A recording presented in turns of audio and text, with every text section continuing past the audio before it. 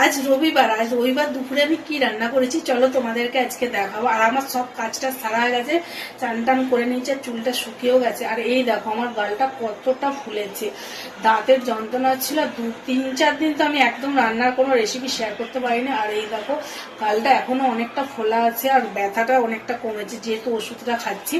আর চলো আজকে আমি কি রান্না করেছি। আজকে তো আমাদের মাংস হয়নি, মাছ হয়েছে। আমি কি রান্না করেছি তোমাদেরকে দেখাই চলো। এই দেখো এখানে মাছের কারি করেছি। আর মাছের কারিটা একটু বেশি করে পেঁয়াজ দিয়ে একটু কারি করেছি, ডাল করে নিই, তার জন্য মাছের কারিটা একটু বেশি করে করেছি। আর এখানে ঢ্যাঁড়স ভাতে করেছি, এটা মেয়ের জন্য করেছি। মেয়ে ঢ্যাঁড়স এর তরকারি খায় না, আমি একটা মশলা ঢ্যাঁড়স করেছি, তার জন্য ও খায় না বলে ওর জন্য ঢ্যাঁড়স ভাতে করেছি। আর এখানে দেখো এই যে ঢ্যাঁড়সটা মশলা দিয়ে করেছি, এটা একদিন রেসিপিটা তোমাদের সাথে শেয়ার করব। এটা কিন্তু বেশ ভালো লাগে খেতে, আলু দিইনি, শুধু ঢ্যাঁড়স দিয়ে করেছি, এটা করেছি। আর সাথে এমন দিনে তো নিম পাতা খেতে বেশ ভালো লাগার, কদিন ধরে না নিম পাতা বেগুন দিয়ে করছিলাম, তার জন্য আজকে একটু আলু দিয়ে করেছি। তো নিম পাতাটা মেখেও নিয়েছি আর কিছুটা আলু সেদ্ধ রেখে দিয়েছি।